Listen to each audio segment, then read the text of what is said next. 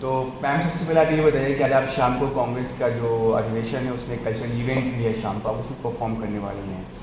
तो आप एक आर्टिस्ट हैं और आप कांग्रेस एक इस देश की सबसे बड़ी मतलब ऑपोजिशन पार्टी है, आप उसके द्वारा आयोजित एक इवेंट में आप पार्टिसिपेट करने जा रही हैं। आपने पार्टिसिपेट करने का डिसीजन क्यों लिया है? ये केवल एक it's a kind of political act, आपने ये आप कलाकार हैं, तो क्या ज़रूरत है कलाकार को एक ऐसे पॉलिटिकल पार्टी के इवेंट में पार्टिसिपेट करने की? देखिए, यूजुअली तो ऐसा है कि जो गवर्नमेंट पावर में है वो रोक करती है और सब आर्टिस्ट कूदते हैं, क्योंकि पैसा मिलता है, अपॉर्चुनिटीज़ मिलती हैं, ज़मीन मिलती है, सब कुछ मिलता है। मैंने किसी एक भी पॉलिटिकल पार्टी के साथ एलाय नहीं किया।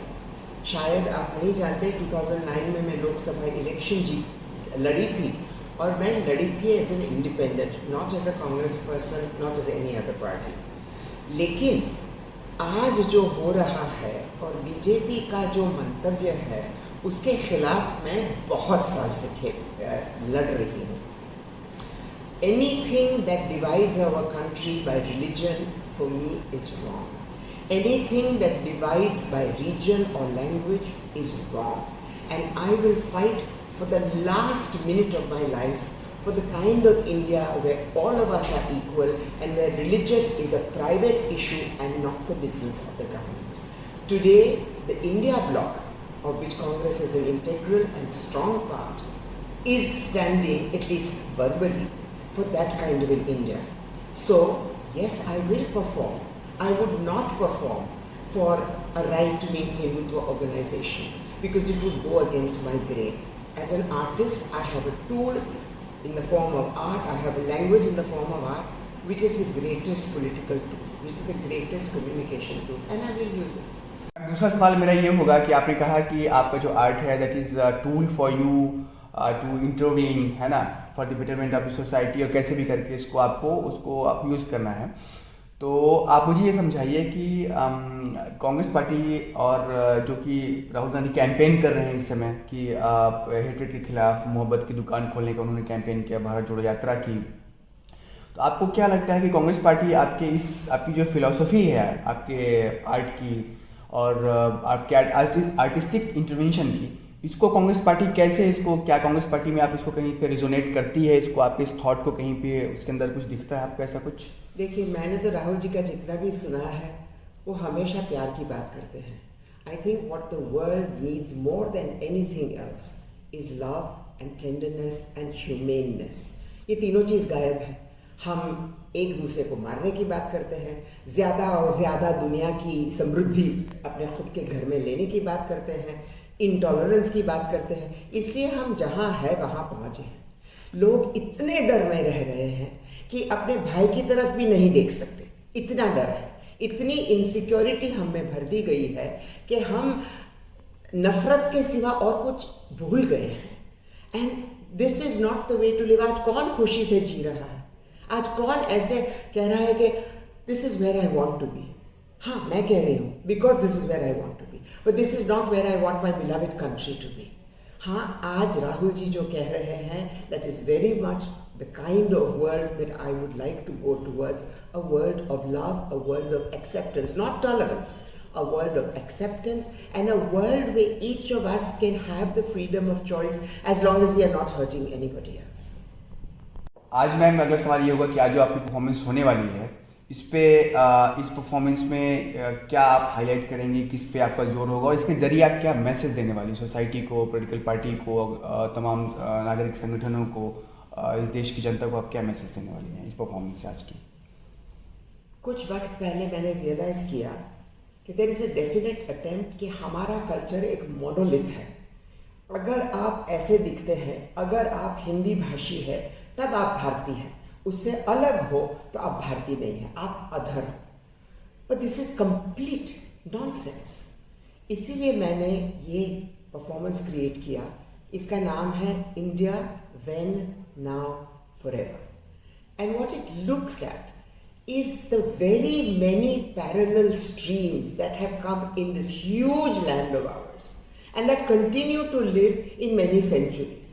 आज एक आईटी सिटी है, बड़े अल्ट्रा अल्ट्रा अल्ट्रा, उसके 10 किलोमीटर दूर शायद एक आदिवासी कम्युनिटी वही पूजा कर रहे थे जो 1000 साल से कर रहे हैं। तो इंडिया में कोई स्टार्टिंग पॉइंट और एंडिंग पॉइंट नहीं है, देयर आर पैरेलल जर्नीज। जैसे कि जब भागवत मेल नाटकम का 16th सेंचुरी में बर्थ हो रहा था, आज हम जिसे आंध्रा कहते हैं, about 1000 kilometres north Chaitanya Mahaprabhu Vaishnavism को मणिपुर में स्प्रेड करके लाल हरोबा करवा रहे थे। लेकिन उस टाइम इंफॉर्मेशन आती जाती नहीं थी, but we do not put these strands together. So today's show is a celebration of secularism and of the incredible diversity between our Adivasi, village, city, contemporary, music, dance, theatre cultures. It's a celebration of my idea of India. मैंने अभी आपने बताया, explain किया कि आपका idea of India क्या है, जिसको लेकर के आप फाइट करती रही हैं, यहाँ पे रहते हुए भी आप लड़ती रही हैं, आपके खिलाफ बहुत सारे केस हुए हैं, आपने चुनाव भी लड़ा है। तो आपको क्या लगता है कि जो आज के समय में जो कांग्रेस के सामने सबसे बड़ा सवाल है वो ये है कि Congress is trying to reinvent itself और पॉलिटिकली डिफीटेड है, आपको पता ही है पूरे भारत में। तो कांग्रेस के लिए क्या रास्ता है अदर देन पॉलिटिक्स? क्योंकि वो केवल ये आपने जैसा कहा कि मसला केवल चुनाव का नहीं है, मसला कल्चर का है, आर्ट का है, उस थिंकिंग का, आइडियोलॉजी का है, सिंक्रेटिक कल्चर का है। तो कांग्रेस के पास और क्या एवेन्यूज़ हैं ऐसे जहाँ पे वो अपने आप को रीइन्वेंट कर सकती है और एक रिजुविनेट कर सकती है अपने आप को, आपके हिसाब से? Listen, It's not only, my question is not only limited to Congress, but all the parties who are opposed to this ideology. I think whether you look at the TMC or you look at the ruling party in Kerala or you look at the ruling party in Tamil Nadu, there is a feeling that what is happening is destroying the fabric of our country. I think there are times when you need to accept differences in ideology, but also accept that the enemy is so powerful, so rich, and so bombastic that without coming together, shutting up your mouth about differences, and always showing a common front, a united front, there is no way of winning. Winning is also not only for winning. Winning is to make a better India. It has to be. It cannot be only about getting power and pilfering the government and the people's money. Where is the government that has actually shown that not only do they care at the beginning, but they continue caring and they will disbar anybody who is corrupt or who is doing malpractices? There isn't one. You know, 5 years before I went into electoral politics, मैंने ये कोशिश की कि मैं भारत भर में घूमूं और लोगों से कहूँ कि देखो, आपकी आइडियोलॉजी जो भी हो, अगर आपको एक ऐसा भारत चाहिए जहाँ हर एक के पास खाना है, सुख है, हेल्थ है, तो आप आइडियोलॉजी को भूलकर मुझे 7 साल दीजिए। 7 साल क्यों? 2 साल हम लोगों के लिए अपने एरिया में प्रूव करेंगे कि we are committed to their betterment. फिर हम इलेक्शन में खड़े होंगे। अगर मुझे ऐसे 200 लोग मिले और उनमें से 40 भी इलेक्ट हुए, तो we will form a very strong governance block, not ideology block, governance. That today the government has enough money that every rupee went to the person it's supposed to go to, we would be a very developed nation. 75 साल से नहीं हुआ है, because out of every rupee maybe 2 paisa gets to the last person. What if I am not corrupt? What if I decide that I don't want my grandchildren and great-grandchildren to live off the butter that I skim today? Can we not find 50, 60, 100 people in this country to say, I care about the last person. I don't care about my wealth or getting 2 million or 3 million or 5 million and building houses that are like palaces and completely ridiculous. Can't we find enough people just to say, I care and I will be completely transparent. I will, if I bring my son in, he or she will be completely transparent. They will have to prove their mettle and then go ahead.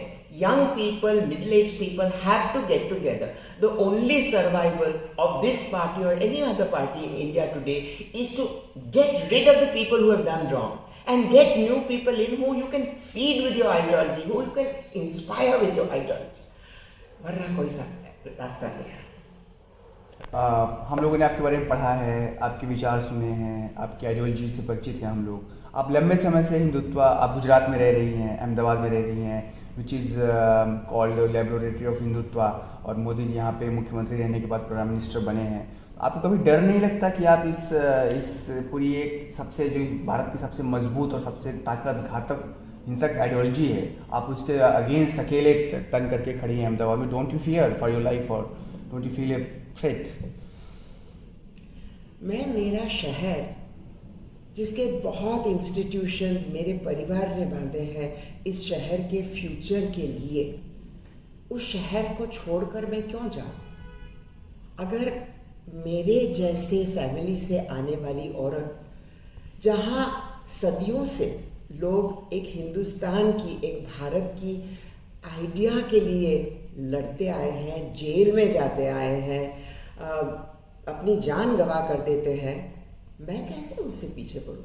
हाँ, जब मेरे बच्चे बहुत छोटे थे बहुत डर लगता था, कोई उन्हें उठा लाएंगे, बहुत थ्रेट्स आती थी, बहुत गलत केस हुए मेरे खिलाफ।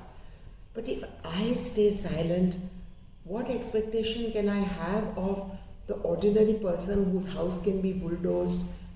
How can they stand up? मेरा आखिरी सवाल ये होगा आपसे कि आप अहमदाबाद में आपने मोदी जी के राइज को काफ़ी नज़दीक से देखा है, उनको आपने एक अननोन से पॉलिटिशियंस उभर करके इस राज्य के मुख्यमंत्री बनते हुए फिर इस देश के प्राइम मिनिस्टर बनते हुए देखा है, आप उनकी पॉलिटिक्स को बहुत क्लोजली फॉलो करती रही हैं, तो आप how do describe him as a person, as a politician, as a prime minister, as a chief minister of Gujarat? 4 things. Mr. Modi must get every acting and fashion award in this world.